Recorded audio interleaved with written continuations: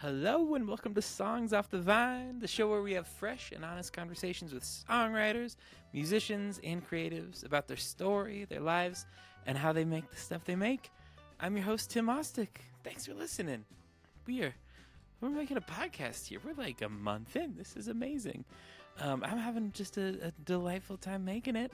If you're enjoying the show, we'd sure appreciate a 5-star rating anywhere you enjoy. Anywhere you enjoy listening. If you subscribe, that's helpful. If you share it with a friend, that's also super helpful. All trying to get the word out about the show and hopefully get some folks who are listening and enjoying it. Today's guest, we have Andy Epler, songwriter, author, visual artist, filmmaker, and just a fixture of the Longmont community, and a longtime friend of mine. He's got a new album out called You and Me, Apocalypse Campfire Songs. It's a really great batch of songs, and he recorded it really stripped down. I can't recommend that enough.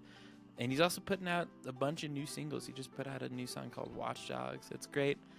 Find him on Spotify or wherever you listen to music, and you'll be able to catch all of that. This was a fun conversation. We really got into so much stuff, from religion to politics to obviously a little bit of songwriting, but more about the life that surrounds the songs, which I think is kind of fun about this show. Andy was really candid and really open, and I just loved having that version of him on this show, and this was super fun. So let's get into the show, y'all. Oh, he got a look at the sweater. I'm here. I'm in light, so you can see me. Oh, my God, that's beautiful. Well, he does what he can. He does what he can. Okay. How's that? That's perfect. Thanks for coming on the show, Andy Epler. Welcome. Of course, dude. It's a pleasure. I always love it when you do stuff. I know. I love doing this kind of thing with you. We've done a ton of these. I think most of them, you're the one hosting. Yeah. I've been on podcasts with you. I've been on like a Longmont live show with you. All kinds of things like that. Yeah, I always want to put you on everything I ever do. You're just such a great member of the community and such an interesting character. You're easy TV or whatever. Thank you. Right back at you. It's a day off when you have Andy Epler as the guest on the show. Here's me totally not smoking a joint during this interview. No, this is going on. Definitely not smoking a joint. Let's note it. And goddamn, we're wearing nice sweaters too. We're sweater guys, right? Which is important. Yeah, that's a good cardigan. Where'd you get that? Forever 21, I think. Yeah, you did. No, that's where it's from, but I actually got it from, not a sponsor, got it from Poshmark. Ooh. I don't know what it is about that, but there is so much clothing that is my size and so cheap on that site. It's because I guess that's where ladies go to like sell their ex-boyfriends' clothes or whatever. Yeah. I have a lot of ex-boyfriends, I guess. I don't know what to do. I'm cleaning up on Poshmark. I'm getting $7 sweaters over here.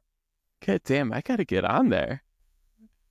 Well, that'll lead us to a first official segue podcast question. I'm a real podcaster now, so we're leading this into real podcasting territory. But you lead the way. Andy Epler, everything you do, you are an artist from head to toe, inside and out. The whole essence of you is communicating and creating with intention, even down to those dope fucking sweaters. From sweaters to books to songs to shows and everything. How'd you get started creating stuff? You mean like what was my first art project? Yeah. When I was a kid, I had a best friend named David, and we liked comic books, and we decided to start drawing our own comic book series. So we had these like 80-page spiral notebooks. You remember those? Oh, and yeah. Our squares, and we made up characters, and I still have those actually, because I'm a kind of a pack rat, and there's about 10 of them that are full of an ongoing comic book story that my friend and I did while we were in grade school. Damn, that's awesome. So comic books and drawing was technically my first art form. Okay. Nice. When did music and songs come in? I went to a school that was controlled by a church, and my parents worked at the church. So that's why I got to go to the school. Lucky me. And Hey, oh, what a joy. Church school. it was like military school, but Jesus themed. And I figured out that when I was like in junior high, I was going to be waiting around for my parents to get off work anyway, or I was going to be in detention. So if I wasn't in detention, I was still waiting around basically on the premises. So I started hanging out in the church offices, and the youth pastor was in there, and he was trying to learn guitar. And I was like, I would learn guitar, I guess. That seems like a cool thing to do. So he and I, after school, every once in a while, we'd get together and kind of learn some chords on the guitar, and then we'd go and play it on Sunday morning for the youth group. That was kind of my first experience playing a guitar. Probably the 5th or 6th time I picked up a guitar was on a stage for people. Damn, that's crazy. That's all. Did you? It's the means to an end. It wasn't like I wasn't trying to become a musician. It was just something that was handed to me that I could like use to gain approval and feel safe, and feel expressive. But it wasn't like I was, I'd unlocked a destiny inside myself necessarily, Like, it's like practical. I had like the exact same thing. I went to this church camp that my parents made me go to in middle school, and like I knew they were all from like different schools. It was like some Western Nebraska thing, so Western Nebraska Catholic Church. So we were all in a very safe and loving space.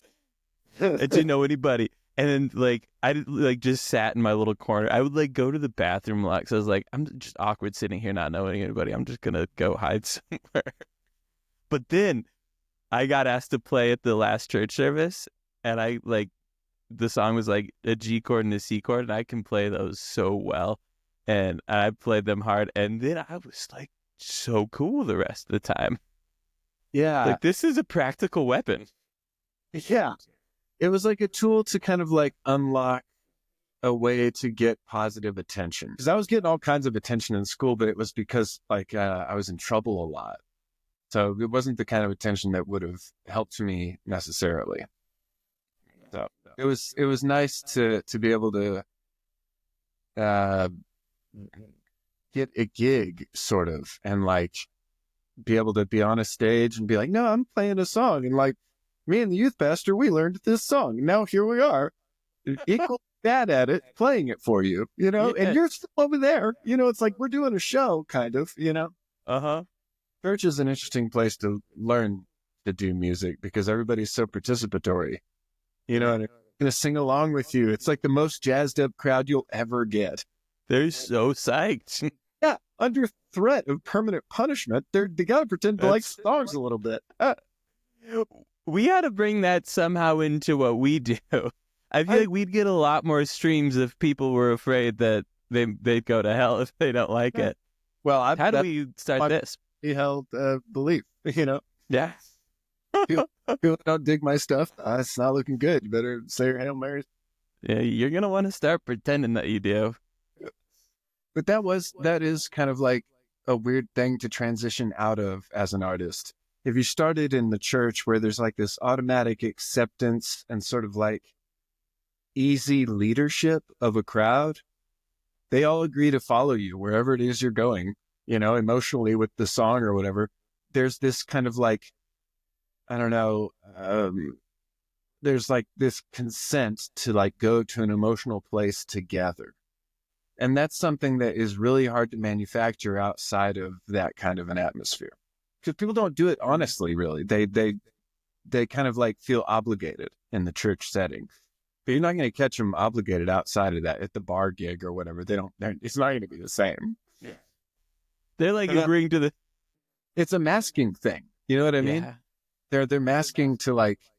That was my experience, of course. Mm-hmm. They're like there to exhibit spirituality. And so like they're participating in the song or whatever is a way of showing that. So it's an interesting dynamic, but then it's not a very honest place to learn how to affect a crowd. Yeah.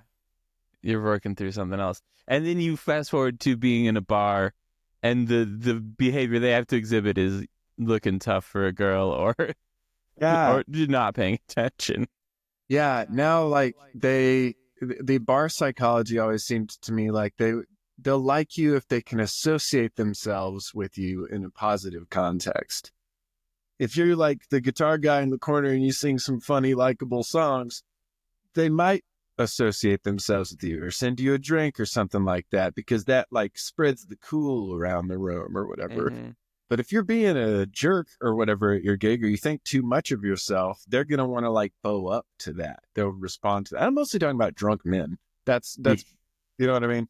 That's the main issue we're dealing with in this business. Yeah. Yeah. I've always been sort of like the, definitely financially in the lower class. That's where we've always been, Mm-hmm. grew up. And so my value system is built that way.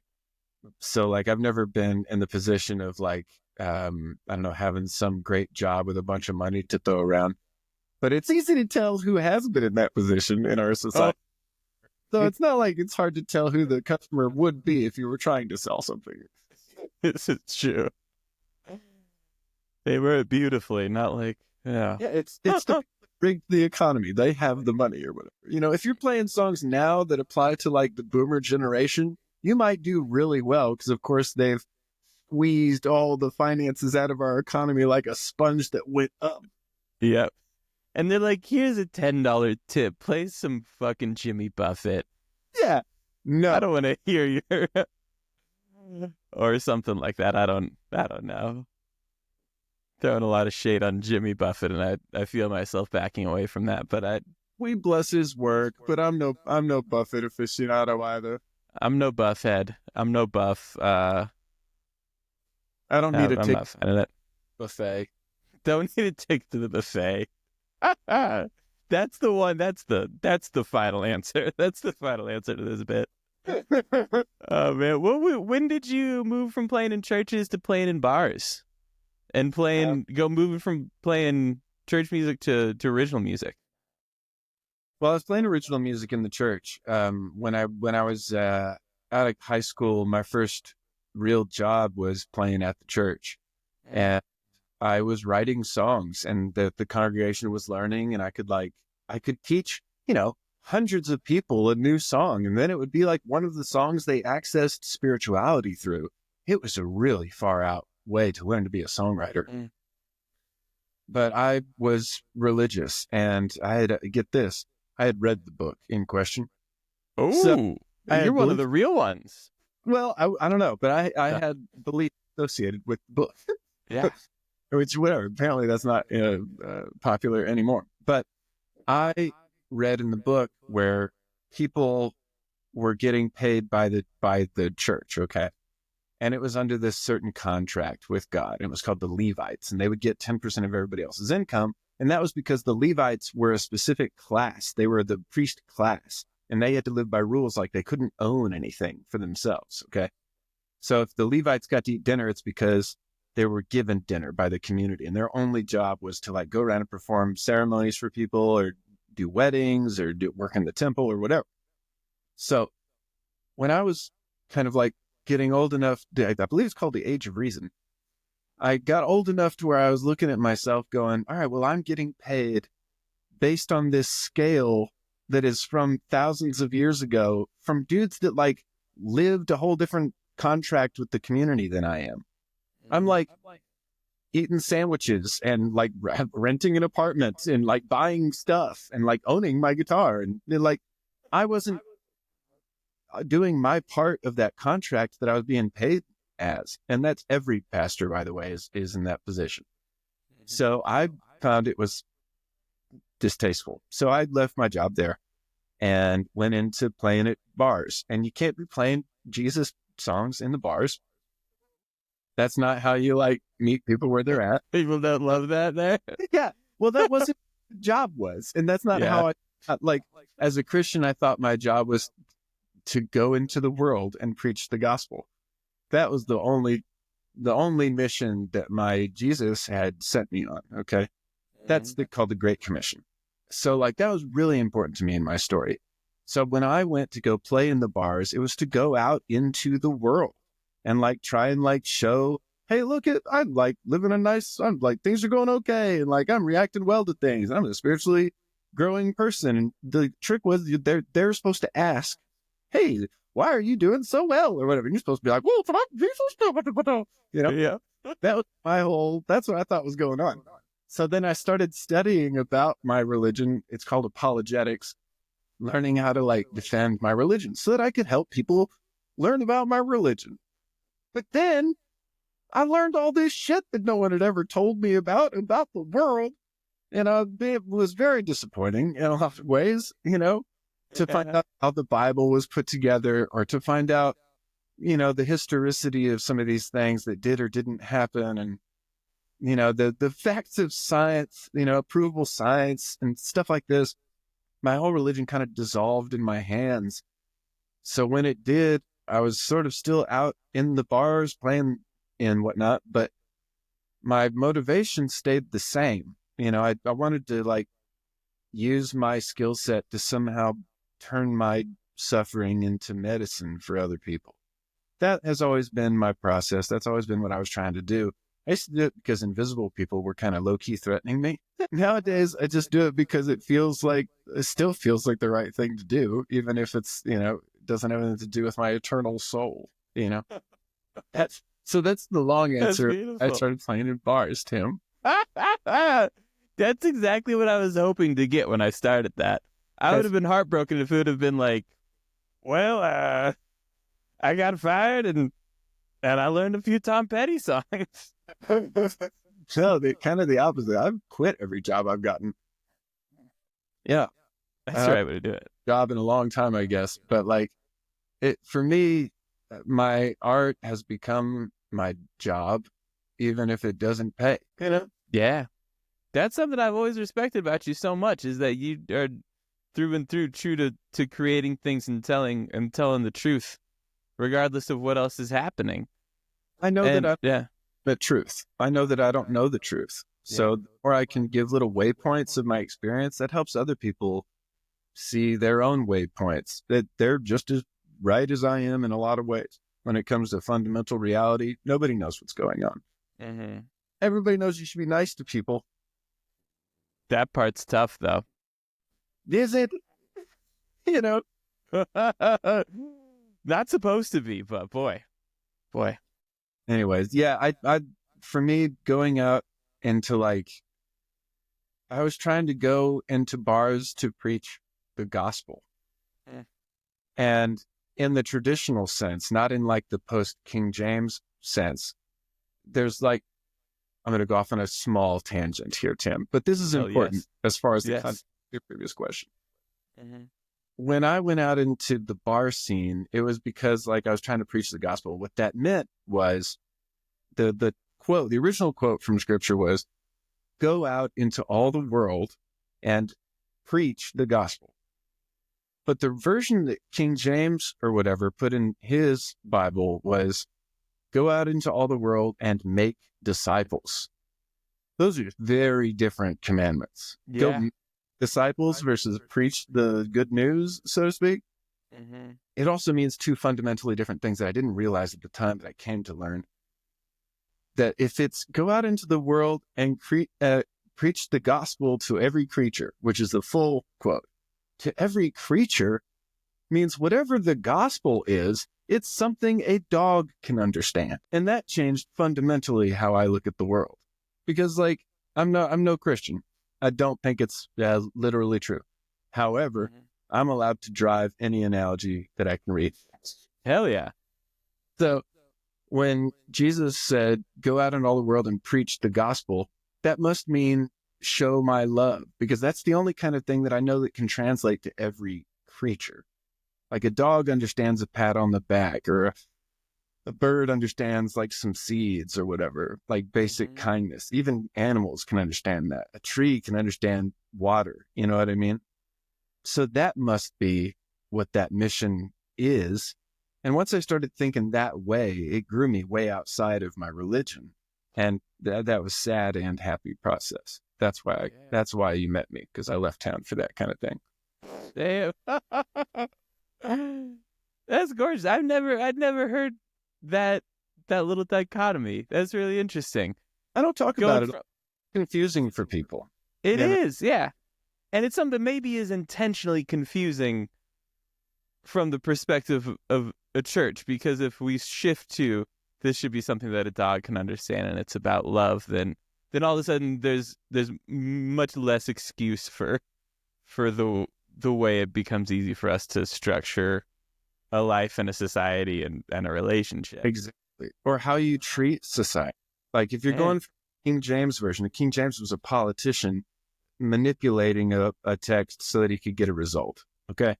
If the mission is go make disciples, then of course it's the Crusades, it's taking people's rights away, it's making disciples, forcing followers. But if the original version is go preach is basically inert. It's just using your First Amendment. Preach to every creature? That you can't be telling anybody anything at that point, because the message would be so simple, so basic that even a dog could understand it. Like I heard that original idea from a dude named KRS-One, who's a hip hop philosopher. And I very much recommend his lecture, because that's like an ancient African concept. That's where that story is, So like, think the question of like, what is reality, or like, what's the voice inside of me that doesn't need sound to speak? Like, that's all really interesting, individualized questions. And that's the kind of stuff that like, that's why I got into the kind of art I did, because I realized if I'm just like a reflector for light, I can reflect anything in any medium. Maybe I got too stoned before this, Tim. I'm here for it. You came on the right show to bring this. And it's funny because I remember meeting you shortly after I moved to Colorado 2012 or something like that.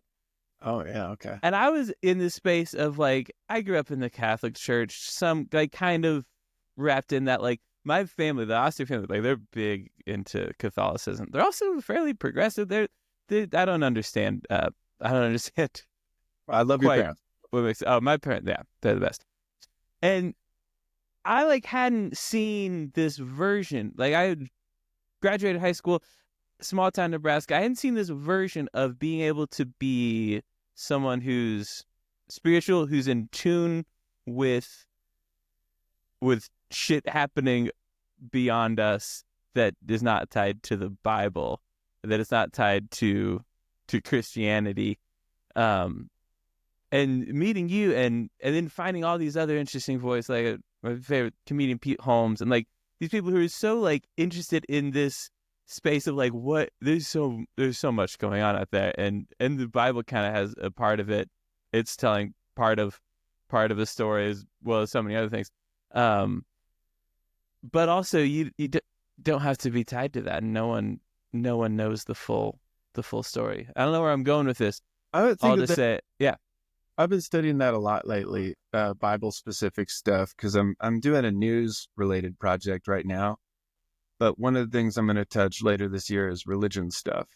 And I'm going to start interviewing local pastors and trying to like find some middle ground before people convince us that we're enemies. So I've been for years now, whenever I'm in the car, the only thing I listen to is local preaching pastors. People hate driving with me, but like it's this ADD. I've got a little bit of touch of the tism, and it makes me focus on even on a date. Yeah, hell yeah. It's the best thing to talk about. Sure it is. In your community, man. Yeah. Nobody's watching them. Nobody's remembering how to speak their language, and they're being messaged to by the thousands every week, and none of us know what is being said to these people. We could paint them with a pretty broad brush and be like, well, in general, Christians have been bad news for democracy as of late. So you could paint them that way, or you could like show up and spend time and listen and try and learn and try and like take it in and try and see from their perspective. So that's what I've been doing. It's painful, of course. because I used to be a Christian, it's like listening in on a conversation with an abusive ex, is what it's. And even the well-intentioned stuff can be sad for me. I'm not Christian, but I know that the Bible is more of a political document than a record of history. And that is because it's like, for me, the most important thing about it is to remember that it was a collection of documents that got decided to be in the Bible. Okay. There are a lot of other documents that got thrown away. Most of them, of course, written by women. Not most, a lot of them written by women. The Gospel of Mary Magdalene, where's that in the Bible? The Gospel of Thomas, where's that in the Bible? It's because they got removed from the grouping because they have Jesus's actual teachings in it. It's called the Gnostic Gospels. Jesus's teaching was more like, in those Gospels, the teachings are more like, don't follow me. I'm not your savior. If you're doing what I'm doing, you'll become a Christ, not follow a Christ. Because the answer, like you'll find him almost saying, and the other ones they did let in, the answer is like inside you. It's inside you, you know? But that kind of stuff's still interesting to me. And like, I think if more Christians would wake up to the idea of, boy, if you don't trust a modern Congress, you shouldn't trust the Council of Nicaea that decided what should be in the Bible. It's the same thing. It's the same thing. People making a document to control other people with. Yeah. Now, there's some good things in the Bible, but it's mostly bad stuff. That's a personal opinion. That's not the opinion of this show or whatever. I know nobody's just tuned into the Songwriter podcast to hear about mysticism. I think in this Songwriter podcast, though, I hope they do tune into it. We're not talking a whole lot about songs, but I think this is kind of more talking about songs than if we talked about how to fucking, how to come in up on the one on the chorus. Motivations are interesting. And if the most important songwriting that is going to be coming out now is the songwriting that people need. So for me, most of the time I spend is studying and thinking through how things can fit together and learning from ancient traditions and seeing if they blend at all or where those Venn diagrams overlap. Because if I haven't thought through my art isn't worthy even for me. So it's, 80% thinking, 20% doing is kind of, for better or worse, my process. So I'm a very philosophical person. Yeah. What does that look like? The 80% thinking, 20% working. When you sit down to write, is there much rewriting? Or is there how much with pen in hand? How much searching for the right space is there versus that other 80% that's really finding what you want to say? I feel like if you are bubbling these things up inside yourself all the time, putting new ideas inside and always kind of have it churning inside you, your like intellectual curiosity, by the time you actually kind of like open the seal a little bit on the creative stuff, there's no lack of ideas because you've just been feeding it ideas and not making anything.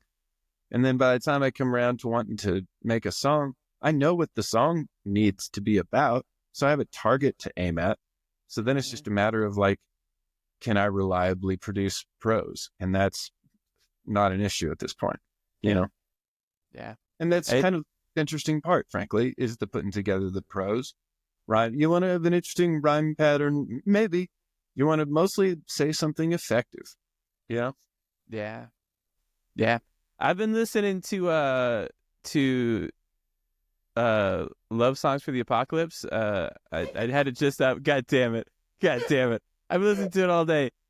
Apocalypse. You and me now, Apocalypse campfire songs all day. Love Songs for the Apocalypse. Yeah, it's called. I'm gonna edit this out. I've been listening to them.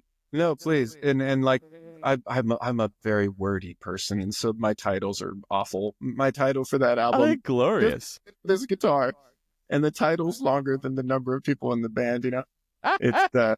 It's called "You and Me Now: Apocalypse Campfire Songs." It's a great title.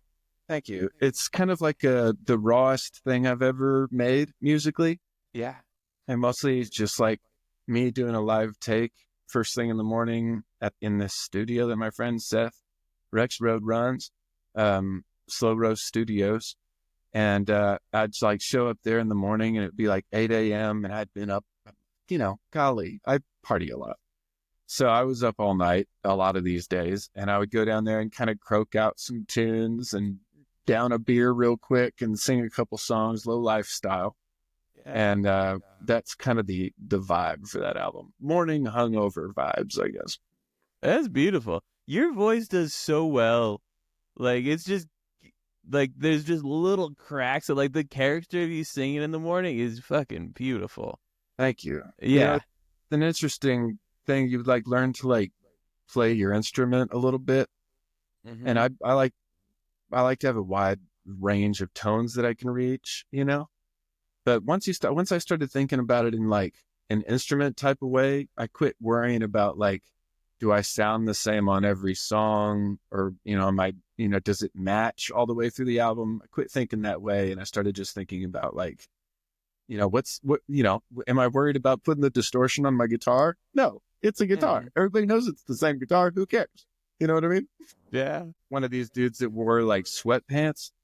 But one day I was hanging out with my friend Katie, we decided to switch pants, and she was wearing like yoga pants. And I was like, I don't wear yoga pants, but I do now. Oh, yeah. They're very supportive in a way that you're not expecting, Feels good. Yeah. I did the same thing. I put on a pair of Jenny's yoga pants one day.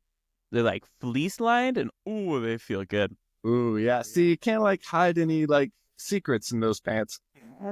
But like, still, with the loose enough fabric, livable. Very, very, very cool. Anyways, that's another writing note that everybody wants, of course. It is important. I'm like, most mornings now I'll get on my yoga pants. And Longmont's the size of town where like, well, I'll go most places and probably know someone. And I have the confidence a few times to go out in public wearing yoga pants, and people are like, for you, dude. And it why feels not? good. Why not? And why not? Yeah. I want to give them the gift of like, yeah, you can wear yoga pants out. You can wear tight pants. Be the inspiration. That's my goal in a strange way. Your worst episode. I'm sorry. Like, if this is someone's first episode, they're like, oh, Songs Off the Vine, a nice songwriting podcast. They're both songwriters. Songs Off the sounds very Christian, by the way. It does sound a little. It does. Yeah. It does sound a bit Tim Talk. Should it be Tim Talk? No. I love what Songs Off the Vine sounds fresh and organic, even. That's the goal. Hopefully. Well, I hate to break it to you. I've been using like, performance enhancing drugs for years now. So that's how you got to do it, though. Well, I put that album out, the acoustic album. I have another EP coming out soon, but I've been releasing a lot of instrumental stuff lately. Mm-hmm. And I released a new song, a protest song called Watchdogs last month. Mm-hmm. And that's just, it's about how sometimes the watchdogs side with the foxes, and sometimes they find they've got common ground. And it's about politicians. It doesn't sound like anything that where did you come up with that idea? It seems pretty far-fetched. Is it like cartoons or something? My man says it's far-fetched. It seems pretty far-fetched. The situation you're explaining is not one I'm familiar. Yeah, I live part-time with my friends out in Loveland on a farm, and we have chickens. And we have a little golden doodle out there who's very terrifying to the local wildlife. So like we were out there, last fall, and we were, smoking joints around our little fire, me and the guys. And we heard this noise by the coop, and it was like, sounded heavy, because there are bears in the woods. Ooh. And so like, we like still get up the fire, like, yeah. But just like when you're out there, it is something that's kind of on your mind, and you're kind of like aware of the chickens, but I felt like, sometimes, and it's applicable to a lot of politicians. It just seems like sometimes their job's to go in there and protect you, and then they totally just ruin everything. And they side with the very pirates that are taking over the government anyway. Yeah. That's what the And- song. Yeah. And they try to convince you that they're while they're doing it. And that leads us to a beautiful part of your work. You are deeply interested in local politics, which is a beautiful thing that doesn't get enough attention. You've done shows, Longmont Tonight. You've interviewed people running for these positions. And you have a beautiful way of approaching it and like taking the time to realize what's going on and who the people are. And that oftentimes the people who are serving us in these local governments are like good people trying to help, which seems preposterous, but Yeah. it's I don't. Boy, I want to be careful how I phrase this. I am very thankful to be able to work in that medium. The reason I do it is because there's no video news coverage in Longmont or Boulder County or actually anywhere north of Denver. And the only way to find out what's going on with your city council is if you read the newspaper. And if the newspaper decides to write about what they're doing in city council. And if they do write about it, they have to write about it at a 6th grade reading level, because that's how the newspaper works. And even if they do write about it, and it is an important story, it's still behind a paywall. So you still have to pay to find out what's happening in your very own democracy. That's terrifying. It's always, for me as a person who has like a kind of caretaking nature, I get really worried when I see a vulnerability like that in my community, where it's like no one is able to pay attention enough to like know when their rights are being impeded on or when they should show up and speak on behalf of their own community or something, because they only find out something is happening once it's happened. And there was a part of that process where you could have been heard or something, but it's all of U.S. District 2 between Boulder and Fort Collins. That's a congressional seat. And that person has zero accountability, basically, because I challenge people in the comments to say that person's name. I know it just because I've been studying the stuff, but like, these are the important people making decisions in your community. Most people can't name one city council person. They can't name their congressperson. That, at this point in the American story, is dangerous. And so for me, I've always kind of tried to approach it the same way I approach my art, which is like, I want to have fun with it, but it is a servant's. I'm trying to be a good servant. I'm trying to like make it palatable to follow this stuff. If we don't follow it, we're going to lose a lot more than we expect. And that's such a gift. And that's, I think, just the nature of the beast. Like, I'm hearing on my local news what's from you, and national news, I want Jon Stewart. and that's the only way that feels good to me, because for one, it's got the right amount of sugar on it, but also I know it's wrapped in someone who's also not gonna sugarcoat it. Well, I mean, I want it to be fun, and whatever my new project is called Big News Boulder County. And you'll have to look it up because the algorithm is not, they don't love us. So we're doing all right on TikTok, but everywhere else it's a ghost town. But we're only trying to reach hundreds or thousands of people. We're not trying to reach millions of people. It's not for you. It's really just for our community. And I'm going to try and keep it localized. I feel like it's a really important project. And I'm only doing it until journalists get involved, get interested. The journalists should be doing this, Right? But they're not. So like, and the ones that are doing it in a way that it isn't accessible or interesting to the public. And they're not doing it on a regular basis. I'm terrified. I'm worried for our community that we're going to conflate the idea of the problem of national politics, which is ruined. You can't affect it. There's basically no way for you to change what's happening in that story on a day-to-day basis, versus the local scene, which these are your neighbors that have offered to help you. And it's not a fun job. And they're like taking time out of their days, and you can reach them and change their minds. Those are two very different things. But if you call it all politics, you'll lose the game completely, and you will lose access to your own democracy. So obviously I get all hyped up about it. I think it's important right now. But something it's such valuable work. It's something everybody can do. Everybody can write a song about a local issue. Everybody can speak to their local city council or make a video about an issue that's happening, or this recent strike with the King Soopers. That was a really interesting story that changed really fast over about 12 days.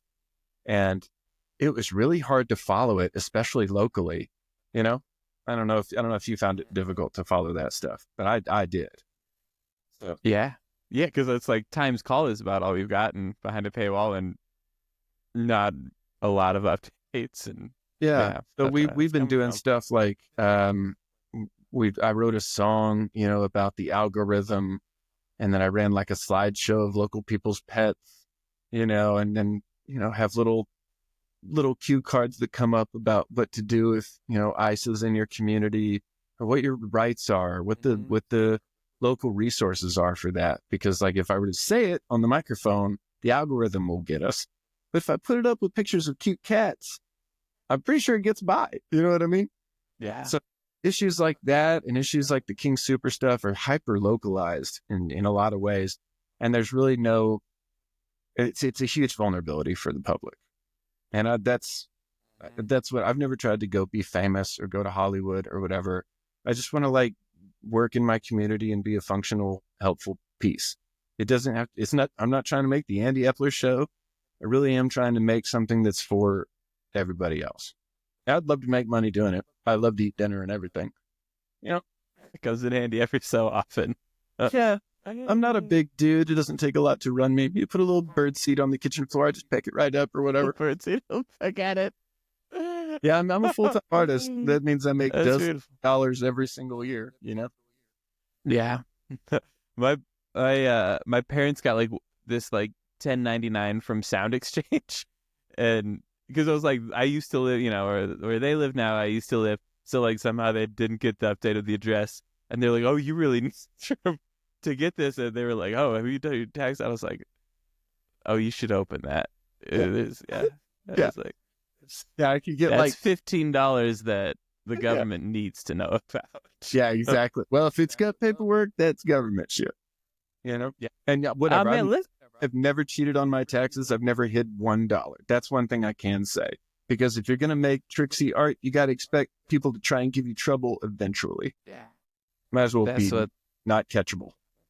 Just be not catchable. I like that. Oh, man. Let's talk a bit.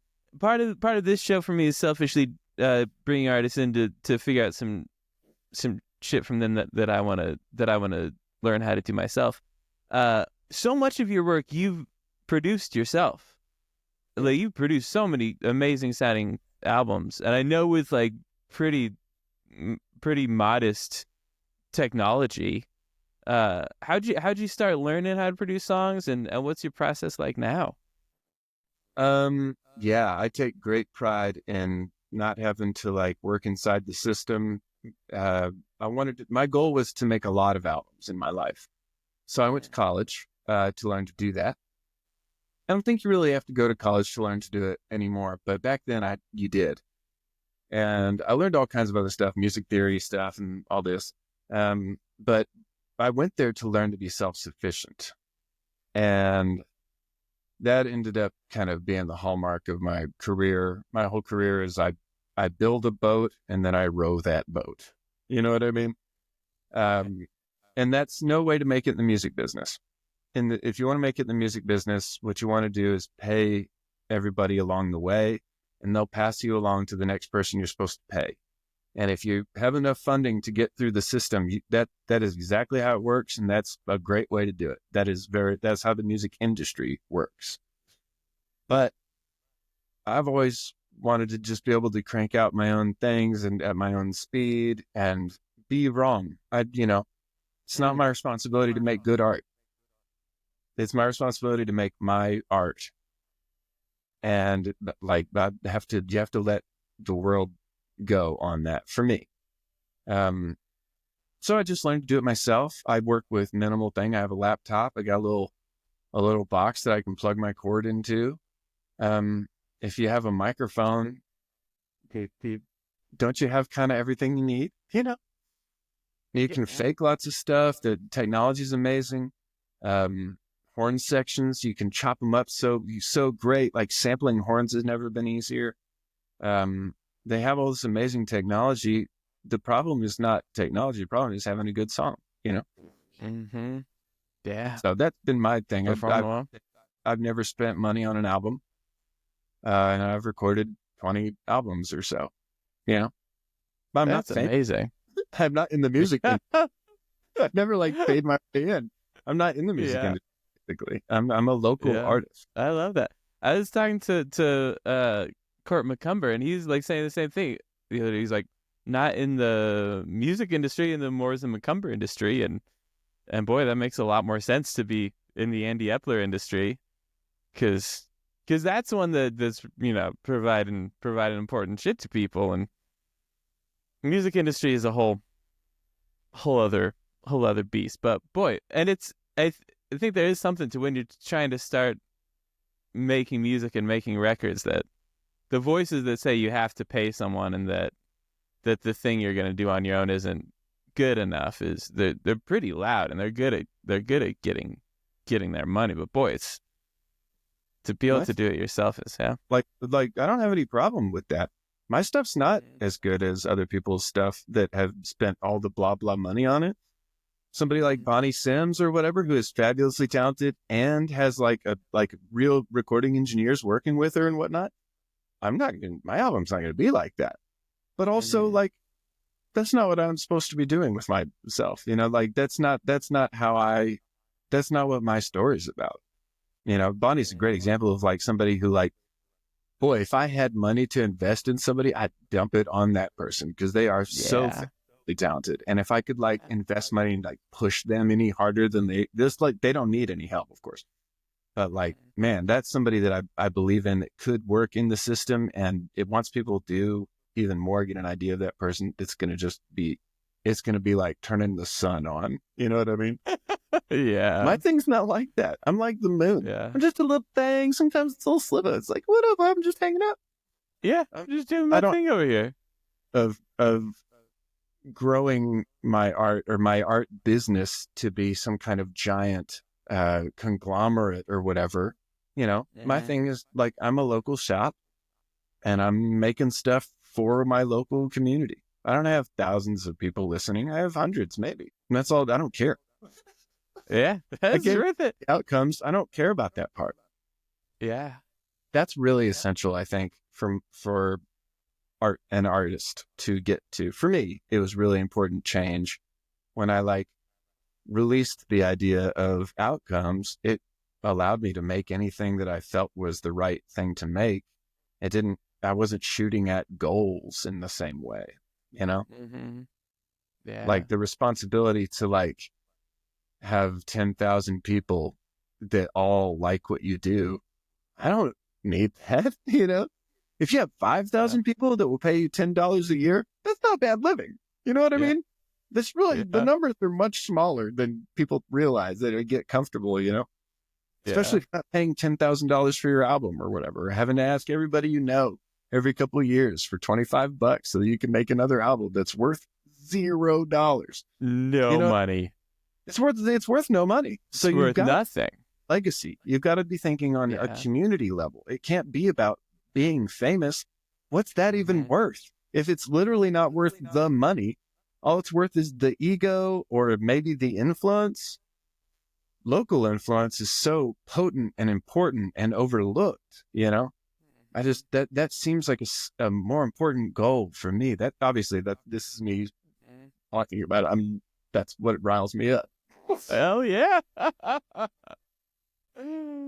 God damn. That's so true. You want to hire people in that business. I'm not anti-music industry.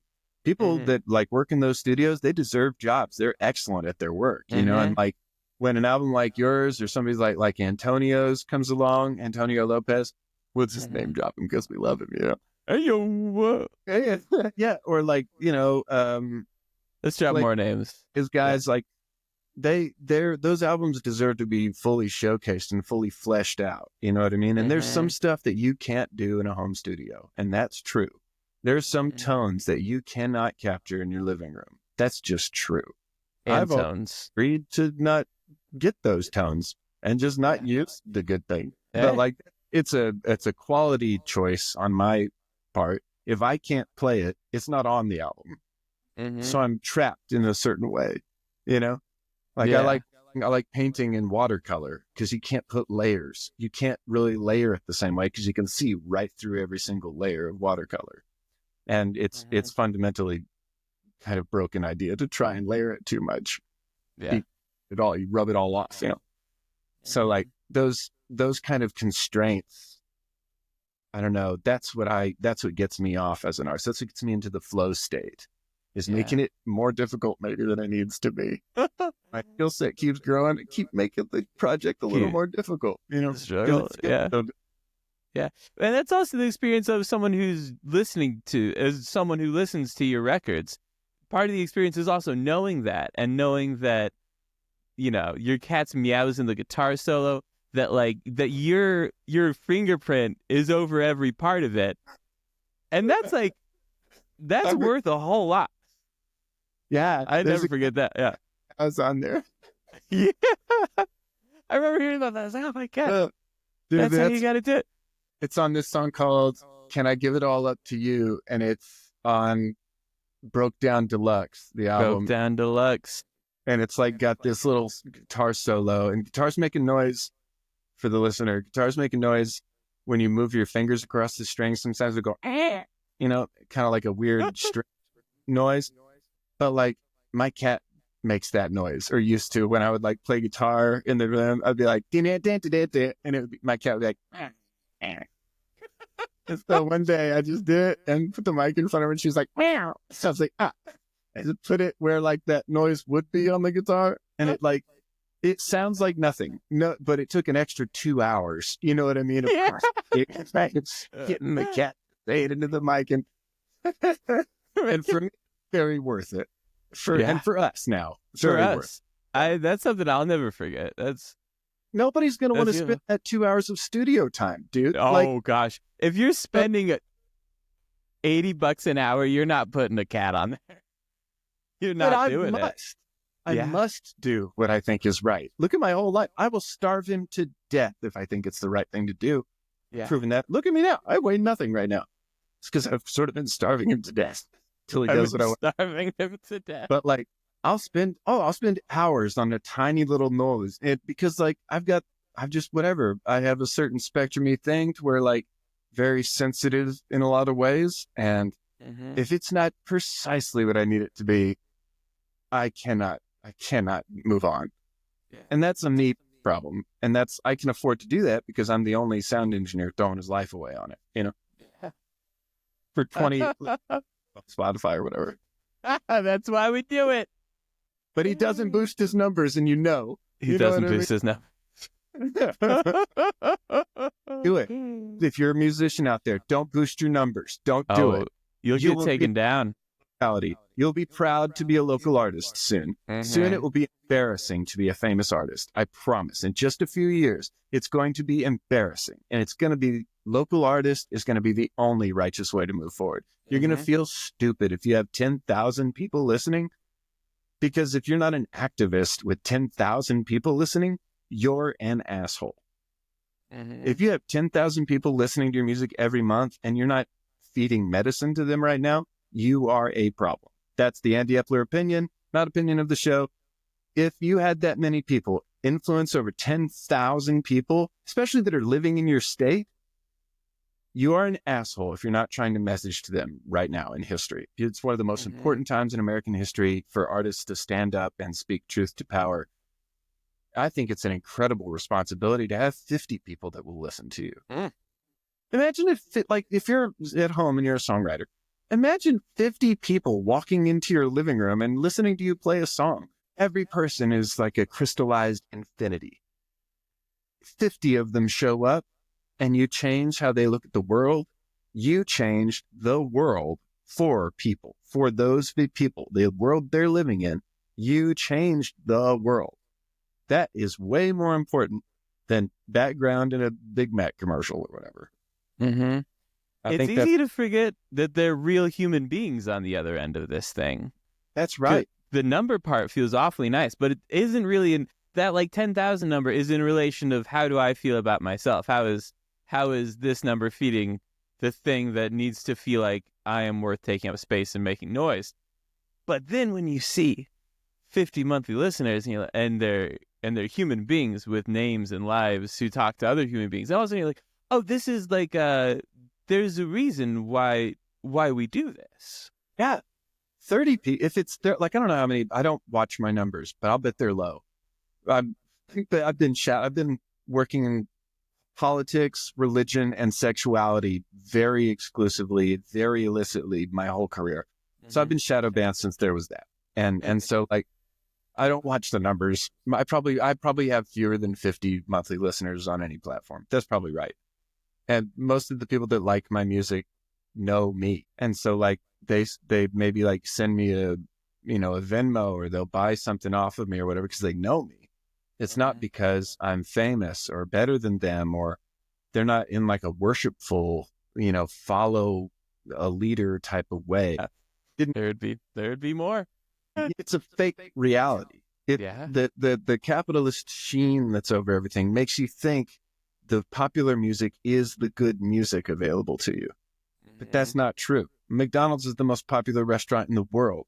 That doesn't mean it's good for you. That doesn't mean, like, you should eat it. It's scientifically made to taste good, and I think there's really no denying that. Yeah. I think that's just fine some days. I eat it too. But, like, I don't eat it because, like, it's good for me. I eat it because it's going to push a button and keep me moving. Yeah. It's supposed to do for you right now. It's kind of like confuse you and make, look, oh boy, you could still go to the Pink Pony Club or whatever.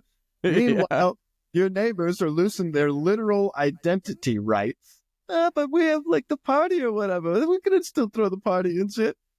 I'm in favor of a good time, but right now, man, it's an important time in American history. And I believe that if you are an artist that has any kind of influence over your community, and you're not trying to, like, build bridges and give medicine and bring insight and whatnot, you may just find in the future that you are embarrassed of not taking part in that activity. I mean, they brought the Nazis back, dude. There are Nazis now. They're here. We're nothing. If a lot you of ever people are cool with that. to make subversive art, it's when the Nazis are It's around. when the Nazis. If you would have looked back to when the Nazis were there, and it's the classic situation where you're like, oh, if I were there, I would have. Oh, sure. Oh, I would have done things differently. But now here we are. Yeah, if you're not wouldn't have done it then. What are we saying? But you can put out anti-Nazi banger songs right now. Oh, why not? If you're not doing that, what are we doing? That's just a personal opinion. I know it's hard to record music and blah, blah, blah. But, like, this is your biggest opportunity. I've protested every president. Yeah. This is like one of the best opportunities you've ever had to speak. This is the best one to protest. Yeah. It feels the best. Yeah. Bush. I protested Obama. I didn't like that he was surrounded by bankers and droned so many people. I didn't like that. But he was a good president. But I didn't like that. Protested that. And lo and behold, the bankers did get more ground. And it was partially his fault, and Clinton too. I protested every president. But this one, such a slow pitch This one's as far as, like, protesting is concerned. Yeah. Oh, gosh. It's low-hanging fruit. It's low-hanging fruit, dude. Well, why don't we make the banger? That's inspired me. Yeah, I just It's called The Sale. Yep. And I just did a demo of it. Maybe I'll send it. I recorded it this afternoon right before I clicked on with you. But the first line is, how much did I spend on death today? I've been thinking about the price that we all pay. Politicians work on ways to pad the bill to raise money and go over there and kill. Shit, yeah. Yeah.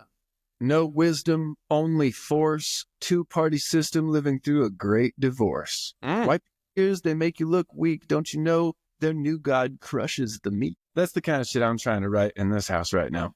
And, like, whatever. But my own thing is my own thing. I'm not really trying to put it on other people. We bless everybody in their own art. But I feel a certain responsibility, like a historic responsibility to make, I don't know, impactful or at least some spicy art. Yeah. It seems appropriate.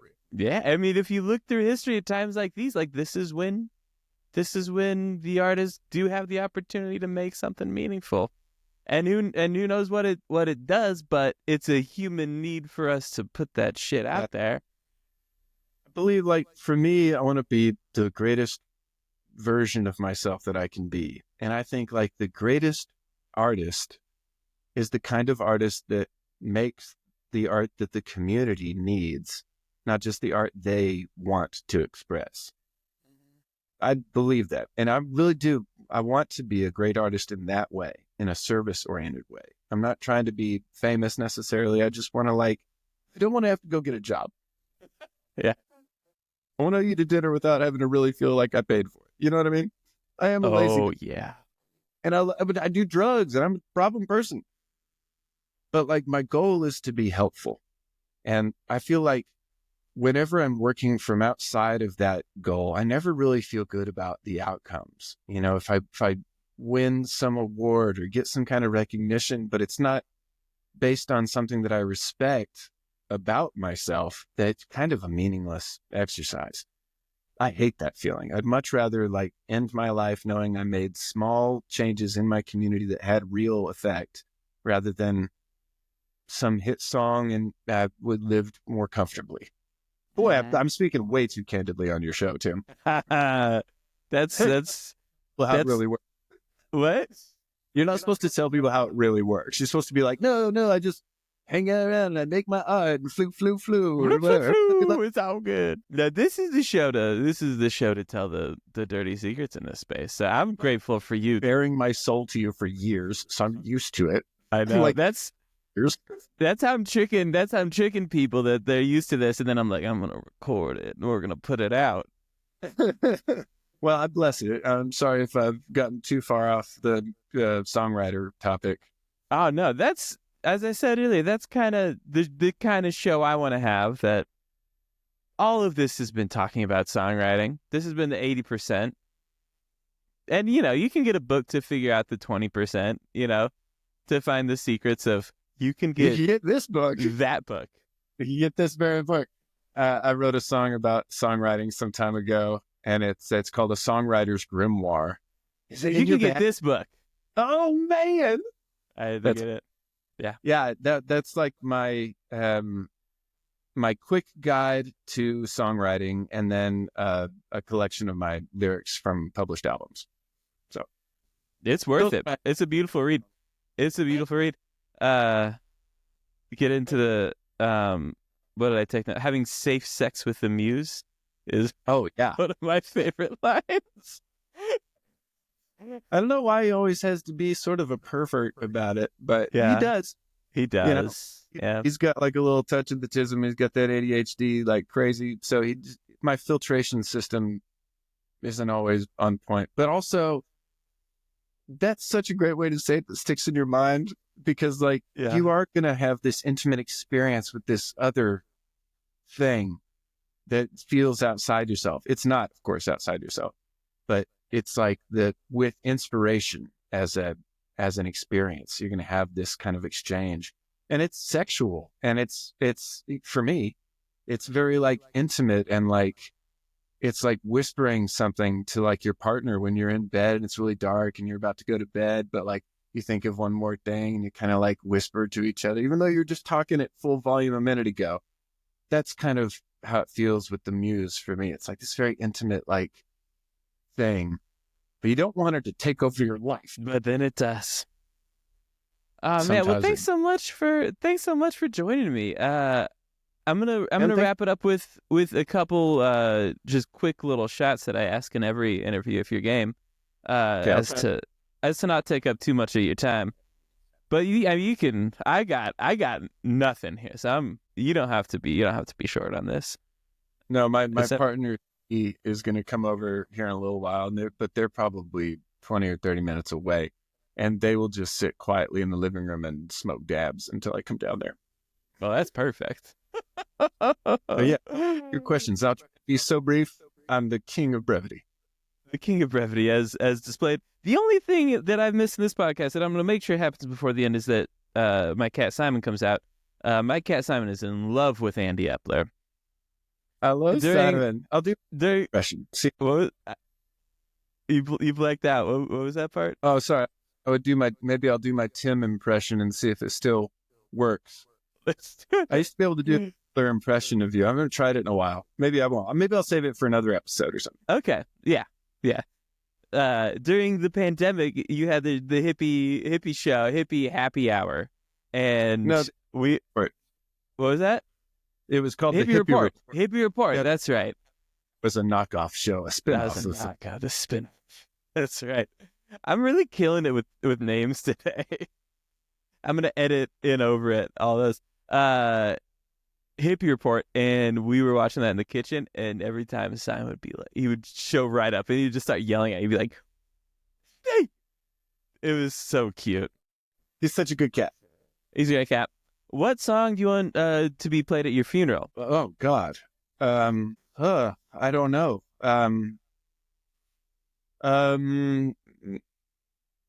The Edge by David McCallum. Okay.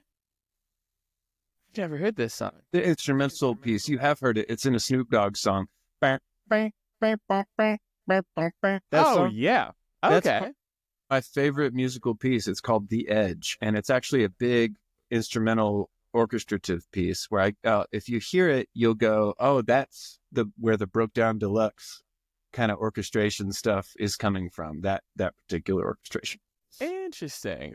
Whole song is a banger. If you like the Snoop Dogg song, that's fine. It's good. But when you hear the full piece, you'd be like, "Oh God!" And do it in headphones if you can, because that mix is. Oh, I'm gonna have to get into that.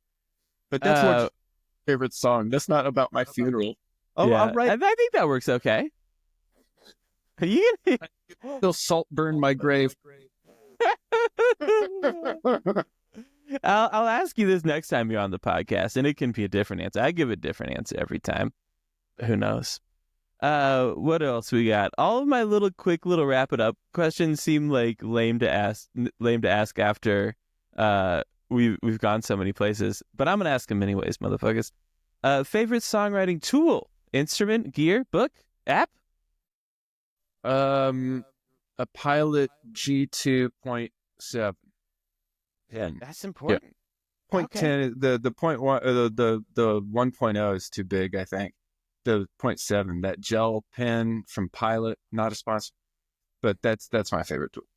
Okay. Do you write exclusively by hand on paper? Do you ever write on a computer? No way. I never confine myself to one particular way. Handwriting's great, but it can be so useful to talk into your phone and dictate. That's how I write my books, is by dictation and go back and edit. So it can be so nice in a songwriting session to just free flow a bunch of rhymes and a bunch of ideas, stanzas and stanzas and stanzas. And it's much easier to cannibalize them and reorder them in a digital space, which just saves so much time and makes you feel a little less connected to the way that you wrote it the first time. When it's in ink, it feels it's literally indelible. So it's you can't move pieces around. It feels like more of a finished product. But in the digital space, sometimes if I know it's going to be a long song that I'm going to want to reorder a lot of things, I'll go ahead and do it in the digital space so I can copy and paste the lines and whatever. Yeah, that makes sense. I always have to start writing with my hand, and then so quickly I'm like, I'm never going to know what any of this is. I have the worst handwriting. Well, I feel like sometimes I write so fast that my handwriting is too slow. And if I can because I study hip hop, I don't work in that art form, but I study a lot of it, and I do a lot of free flowing rhyming in my day-to-day life just as a practice. And so when it's time to write a song, sometimes I'm moving pretty quick. And if I can just dictate it, boy, that's way more effective, and I won't get lost in the sauce, so to speak. Yeah, that's perfect. What's an artist we should check out that we might not know about from yours, wherever you listen to music? KRS-One is one of my favorite artists I've been listening to for a while. He's a hip hop artist. Songs would be like Meta Historical or Sound of the Police.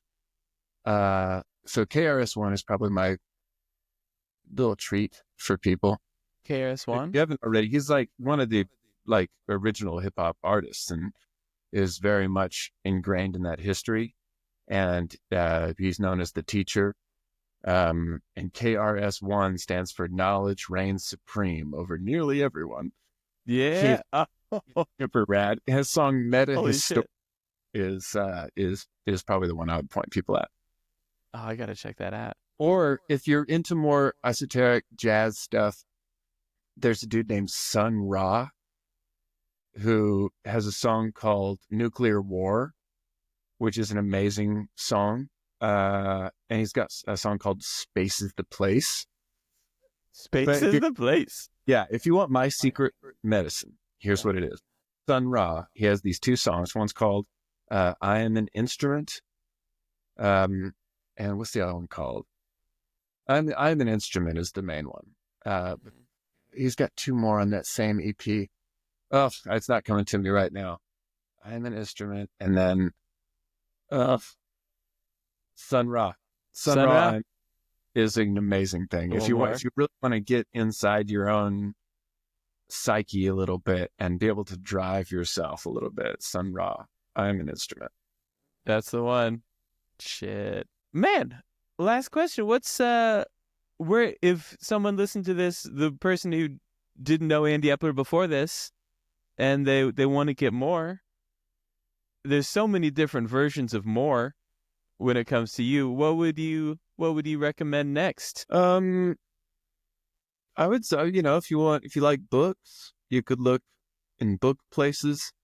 If you like book places. I would say come find me on Instagram at Ando the Artist and be my friend. Perfect. That's how it actually works. I'm not trying to, I don't know. You could actually meet me and be my friend. Yeah. You can see him places. Yeah, there's like the websites and stuff, but like that's a step away. You could just be my friend and I'll just learn what kind of stuff you like and I'll just send you that stuff. Yeah. That's the best answer we've had so far. I'm a people person. I'm in it He's for a the people person. And I like, especially on the internet where I can like walk away and not feel awkward. Amazing. I love sending messages and, I just was talking to my friend, Dave, who's like out of town, and he hit me up because he was staying at a Trump hotel for like the night. This business put him up at one. He has LinkedIn. Yeah. Then like an equal donation to your favorite charity or something like that. You know what I mean? That'll balance the. That seems right. Like I sent him that demo that I'm going to send you later. To kind of like give him something to kind of, I'm still the man or something, Yeah. That's amazing. But yeah, I like to be in real relationships with people. And my opinion is if I'm writing music that is supposed to affect people's lives, but I don't know those people, I don't have any right to speak into their lives. But if I know them and I can write a song that is meaningful to them, that is exactly what I'm supposed to be doing in life. Hell yeah. God damn. But I don't have to speak into the life of strangers. That's how I feel. Mm-hmm. Damn. I think that's the perfect way to wrap this bad boy up. Dude, thank you so much for having me on. I'm so proud of you for always doing these amazing things. You're such a great champion for this community. And like, I've always respected it. And like, I love your sweet, genuine nature and like how many, like you can get along with so many different kinds of people. I must be your most vile friend, but like, it's amazing different kind of people you get along with.